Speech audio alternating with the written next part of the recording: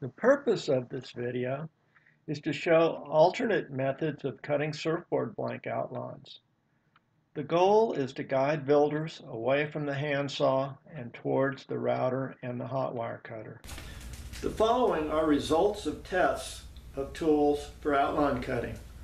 The tools are arranged from worst to best. The reciprocating saw was worst. The blade bends too much, even with the stiffest blades. This bending causes the outline on the bottom to be different from the outline on the top. The circular saw cuts very fast and accurate top to bottom, but does not go around curves well, and will only cut 2.5 inches deep. The handsaw is what the vast majority of surfboard builders are using. The handsaw is tiresome, slow, and it doesn't go around curves well. And even the most experienced shapers must cut outside the template line and rely on sanding to make the outline more accurate. Also, even with extra sanding, the outline at the bottom will not be the same as at the top unless the outline is checked for square. The problem is nobody is doing this. There are better methods of cutting the outline. The jigsaw is faster and more accurate than a handsaw, but the blade does flex. One should stay 1/4 inch away from the line. Blades are available from 3 to 7 inches, but there are better methods. This is a $20 Harbor Freight trim router with a 4-inch drill bit. Woodworking experts say this will not work, but as you will see later, it works very well, giving a very fast, accurate cut.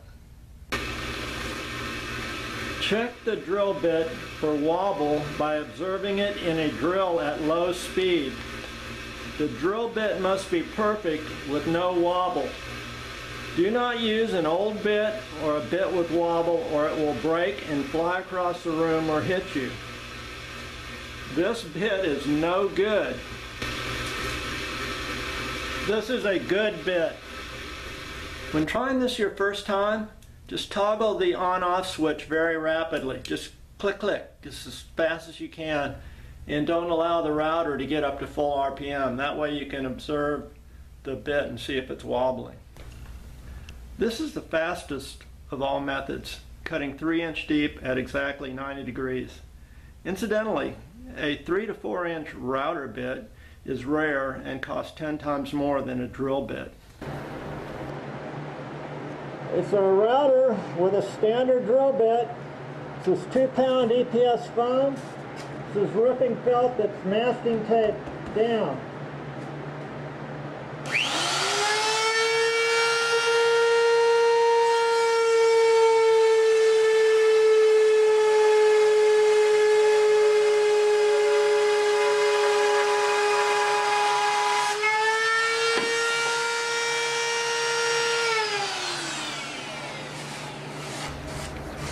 This is a hot wire cutter for cutting outlines. Overall, this is the winner. It is especially good for blanks over 3 inches thick. The sliding plate rests on the top of the foam. It's upside down now. The wire cuts at 90 degrees to the plate. There's no dust or noise, and the cut can be made exactly to the template line. Please see my video titled, How to Build Your First Surfboard Hot Wire Cutter. Most builders cutting block foam will only use a rocker cutter. The addition of an outline cutter and a rail cutter, as shown in the video, will allow about 95% of all shaping to be done by hot wire. This will eliminate the planer and other tools. This is cheaper, faster, and more accurate.